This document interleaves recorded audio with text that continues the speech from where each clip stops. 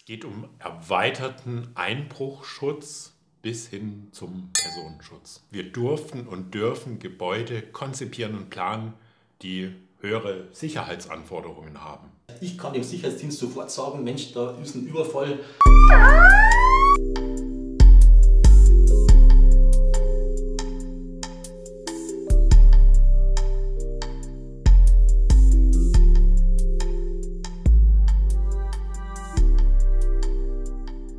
Hallo und herzlich willkommen, meine Damen und Herren, zu unserem Thema, wie bereits angekündigt, Einbruch-Meldesystem. Alarmanlage für unser Thema KNX Smart Home. Wir zeigen euch heute, woraus besteht eine Alarmanlage, was kann eine Alarmanlage. Und dazu habe ich unseren Spezialisten, den Herbert, mit dem wir zusammenarbeiten. Hallo. Und der Herbert ist, ja, man kann schon sagen, für ganz spezielle Objekte, wenn wir was gemeinsam tun, da kommt der Herbert ins Spiel.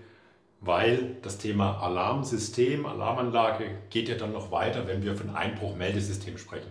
Genau, also wir haben jetzt hier eine Komplex-400-Anlage. Wir haben hier ein Bedienteil. Du hattest ja vorhin Alarm ausgelöst. Das können wir uns mal anschauen, was du genau für einen Alarm ausgelöst hast. Das kann man hier über das Display machen. Man gibt einen Code ein, in dem Fall hier einen Code von uns. Und dann sieht man, dass die Anlage in der Zwischenzeit unscharf geschalten wurde. Und ich sehe, dass im Eingang der Bewegungsmelder aktiviert wurde und kann dann entsprechend reagieren. Wenn jetzt zum Beispiel jetzt ein Fenster geöffnet wurde, dann kann ich mal nachgucken, ob da was, ja, ob da jemand manipuliert hat. Für euch zur Erklärung, wir haben jetzt hier ein Alarmsystem, was auf dem gesamten System nochmal drauf sitzt. Wenn wir jetzt die KNX-Vernetzung im Haus sehen, gehen wir ins Detail dann noch, das sitzt auf dem KNX-System drauf und natürlich hat jetzt mit dem anderen, mit Licht, DALI, Multiroom, Audio wenig zu tun. Richtig. So, und was du jetzt hier hast, das ist dieses Panel. Das haben ja eine ganze Reihe von euch, wer Telenot kennt, wer Telenot im Einsatz hat. Wir haben jetzt hier da oben haben wir diesen Signalgeber, den sieht man ja an den Häusern außen immer dran. Ja, genau. Das ist so der Außensignalgeber, ist einmal akustische Signalgeber ist unten, oben ist der optische Signalgeber, wird mittlerweile mit LED-Technik gemacht. Es gibt dann auch noch die Variante für den Innenbereich als Innensignalgeber. Okay, gut. Und das ist richtig laut? Hat 115 Dezibel, also das ist wie wenn jetzt ein Polizeiauto, der Krankenwagen neben dir steht, der ist richtig laut. Und würde ich nicht empfehlen, dass man dann mit dem Ohr, so wie jetzt hier, der ist bei uns gedämmt worden, wenn der wirklich mit den 115 Dezibel auslöst, dann kannst du einen Gehörschaden bekommen auf die Distanz. Gehörschaden, okay. Jetzt sieht es ja so aus, jetzt haben wir überwachen ja quasi die Außenhaut, ne? Du sprichst immer von Außenhautüberwachung. Ja, genau. Außenhaut bedeutet, dass man einfach die Hülle vom Haus sichert. Das beinhaltet zum Beispiel Fensterkontakte, beinhaltet einen Riegelkontakt von den Türen zum Beispiel. Ja, das ist im Prinzip die Außenhautsicherung und dann geht es weiter zu der Innenraumsicherung. So, und jetzt sind wir an dem Punkt, wo die meisten von euch jetzt sagen, ich kann ja jetzt im KNX-Bereich, da brauche ich jetzt gar nicht so eine Alarmanlage. Ne? Vielleicht sagen das einige, ich nehme es mal vorweg, weil wir kennen das ja aus dem Kontakt mit euch. Ich brauche ja gar nicht jetzt hier so eine Telenot-Alarmanlage. Ich kann ja auch jetzt mit einem Kontakt, mit einem Fensterkontakt, Magnetkontakt, ich kann über Türkontakte, kann ich das genauso auslösen. Und das könnte ich ja dann auch machen. Wäre technisch machbar, ist immer dann die Frage, wie hoch ist das Sicherheitsbedürfnis. Sicherheitsbedürfnis geht bei uns bis hin zum Personenschutz und wenn ich einen Personenschutz beinhalte, dann muss ich auch gucken, dass die Alarmanlage unabhängig von einem fremden System funktioniert, in dem Fall KNX-System. Wenn KNX-System ein Problem hat, das ist die Spannversorgung ausgefallen, es war Stromausfall, dann würde die Anlage nicht mehr funktionieren. Und das ist einfach so von mir dann. Wir haben ja jetzt von der Alarmanlage, für euch jetzt mal so, als ich weiß nicht, ob wir jetzt mal ein Blockschaltbild einblenden, wir haben die Alarmanlage oben drauf gesetzt, wir haben ein KNX Gateway. Genau.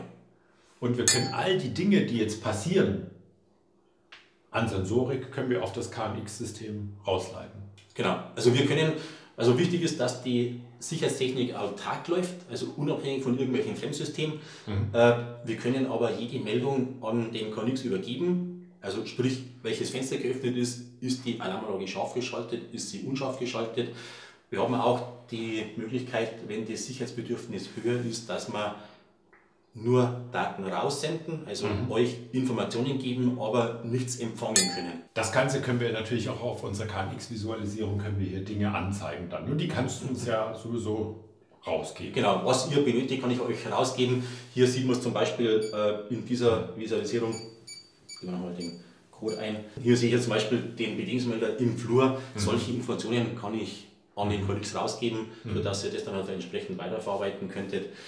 Wichtig ist, dass wir immer ein eigenes Display von der Alarmtechnik haben, falls beim KNX oder beim Haus irgendwas ausfällt. Ich muss immer auf die Sicherheitstechnik einen Zugriff haben, egal ob Strom da ist, ob Strom weg ist.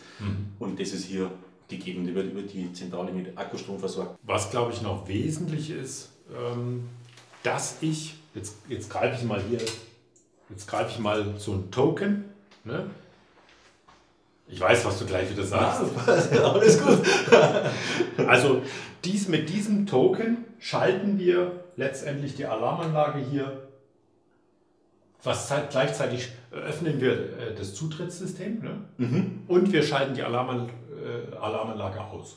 Ja, genau. Wichtig ist, dass solche Informationen oder solche Bauteile immer direkt auf die Alarmzentrale gehen, dass wir die Oberhand haben. Das heißt, dann kann auch keiner irgendwas manipulieren. Wir können dann wiederum die Alarmanlage unscharf schalten und die Türe freigeben. Das wird auch über uns erledigt. Und wenn ihr solche Sachen über einen KNX steuern möchtet, bitte nicht direkt an die Türen anschließen, sondern immer die Alarmanlage übergeordnet. Ihr gebt uns das Signal, wenn ihr öffnen wollt, und wir entscheiden, ob ihr öffnen dürft. Ganz, ganz wichtig. Ich glaube, man muss jetzt mal unterscheiden. Es gibt das klassische KNX, DALI, DMX. DMX auch jetzt.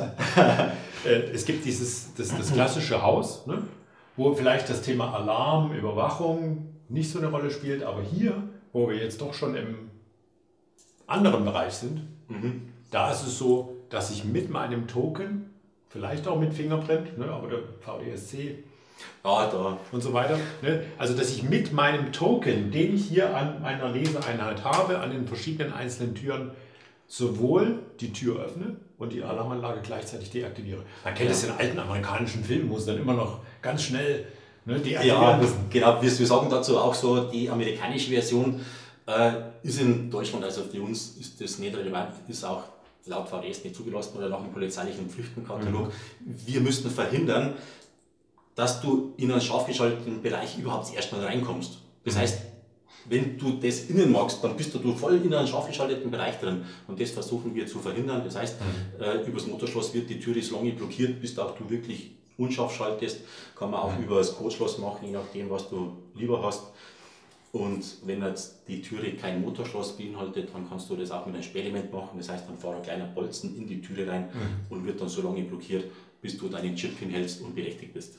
Das ist so der Unterschied zu dem amerikanischen System. So, und jetzt wenn wir mal hier drüben, wenn ihr euch das mal jetzt hier anschaut, das ist ja hier die Einbruch-Meldezentrale. Genau. Und die Einbruch-Meldezentrale, wie schon der Name sagt, Meldezentrale. Das heißt, ich kann jetzt hier, wenn ich das Modul dazu habe, kann ich den Wachdienst informieren. Und der Wachdienst kriegt die Informationen, hier ist was passiert, oder die Polizei. Genau. Wo siehst du eigentlich die Abgrenzung jetzt? Wachdienst, Polizei. Also Polizei oder Wachdienst ist von der Aufschaltung her technisch identisch. Polizei kostet ein bisschen mehr Geld und hat ein bisschen andere Anforderungen. Sagen wir schalten zu 90% auf einen Sicherheitsdienst auf, weil die dann sowieso bei Bedarf die Polizei mit dazu holen. Wir unterscheiden auch bei der Aufschaltung, ist es jetzt zum Beispiel eine Überfallmeldung, dass jetzt jemand bewusst irgendwo einen Knopf drückt, dann ist es immer ein personenrelevantes Ereignis. Das heißt, da geht es um einen Personenschutz, da kommt immer sofort die Polizei. Ist es in Anführungszeichen nur ein Einbruch, weil jetzt irgendwo ein Bewegungsmelder ausgelöst hat, dann fährt in der Regel zuerst der Sicherheitsdienst hin, guckt außen das Haus an, ob irgendwo Einbruchsspuren sind, entdeckt der Sicherheitsdienst Einbruchsspuren, dann wird die Polizei dazu gerufen wegen Spurensicherung, entdeckt der Sicherheitsmann nichts, dann betritt der das Haus, kontrolliert alle Räume, ob er wirklich niemand versteckt ist, und erst wenn alle Räume abgeklappert sind und der Sicherheitsdienst sagt, okay, jetzt ist das Haus wieder safe, dann kann er da scharf schalten und du kannst das Haus betreten. Was ja auch noch so ist, Du kriegst ja auch jetzt von mir, wenn wir jetzt einen Paniktaster am Bett haben, kriegst du ja auch eine Information hier. Genau, und das ist der große Unterschied bei uns, dass wir unterscheiden bei der Übertragung. Das heißt, ich kann dem Sicherheitsdienst sofort sagen, Mensch, da ist ein Überfall, Taster betätigt worden im Schlafzimmer oder in der Garage, wo auch immer wir den hinbauen, Garagen werden auch sehr oft gemacht. Dann weiß der, was Sache ist. Viele Alarmanlagen übertragen halt nur, ja, da ist was passiert. Das ist natürlich für die Polizei oder für den Sicherheitsdienst immer extrem würdig, aber es ist jetzt was passiert, was ist denn passiert? Und bei den Übertragungsgeräten können wir das unterscheiden, ist es Brand, Überfall, Einbruch oder Sabotage oder sonst irgendwas. Ja, Brand, da kann man gleich die Feuerwehr rufen. Ne? Genau, wird auch so gehandhabt. Genau. Genau. Ja, und ich denke mir, was wir euch jetzt hier gezeigt haben, ist, also wenn wir beide zusammen sind, das ist schon jetzt, ich denke mir, vom Sicherheitslevel ein bisschen anspruchsvoller. Ja, ne? Also wenn Telenot zum Einsatz kommt, ich meine, die Komplex 400H ist schon... Ja, ist halt ein zugelassenes System. Das zugelassene System bedeutet, dass du bestimmte Kriterien erfüllen musst. Da gibt es einen polizeilichen Pflichtenkatalog und es gibt die VDS ja noch dazu und da wird dann festgelegt, wie die Bauteile funktionieren müssen, wie die Anlage aufgebaut werden muss, um dann später auch wirklich den Schutz sicherzustellen. Also da haben wir schon ein paar Sachen, wo auch wirklich Sinn machen, wo auch oftmals nicht beachtet werden bei anderen Anlagen. Ich muss ja bestimmte Voraussetzungen erfüllen, dass sie auf die Polizei aufgeschaltet werden kann. Ja, also A müssten erstmal die Bauteile dafür ausgelegt sein. Also die Wählgerät, also ganz essentiell ist das Wählgerät, das in der Anlage verbaut ist. Also, das ist ja die Platine dann, ne? Genau, das Stückchen Platine, genau. Es ist so, dass wir nach der VDS immer 2 Wege für die Ausschaltung brauchen. Also der primäre Weg ist mittlerweile IP. Früher war es ISDN, ISDN gibt es ja nicht mehr. IP und als Ersatzweg machen wir immer GSM. IP, weißt du wahrscheinlich selber, es kann mal der Router abschmieren, es kann der Switch abschmieren, es kann einmal die Telekom vielleicht ein Problem haben und da muss ich ja trotzdem sicherstellen, wenn dann jemand einbricht, dass ich trotzdem dem Sicherheitsdienst Bescheid sagen kann, wenn was passiert und das macht man dann mit einem Ersatzweg. Und das ist einmal das erste Kriterium von den Bauteilen. Natürlich müssen wir als Firma auch ein paar Sachen beachten. Also wenn du bei der Polizei aufschaltest, dann musst du schon ein paar Sachen nachweisen können. Also wir übertragen ja nur noch verschlüsselte Daten und dann sieht er das als Pop-up dann sofort, Mensch, beim Frank bricht da jemand ein. Und so bei mir bricht niemand ein.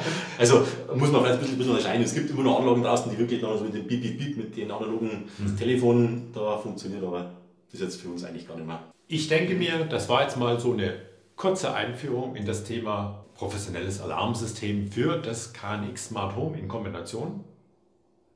Und beim nächsten Beitrag könnt ihr euch freuen, da gehen wir ein bisschen in die Details. Ich danke jetzt für das Zuschauen und wir freuen uns auf einen Daumen. Die Leute, die uns noch nicht abonniert haben, da freuen wir uns auf ein Abo und ansonsten bis zum nächsten Mal. Tschüss. Okay, ciao.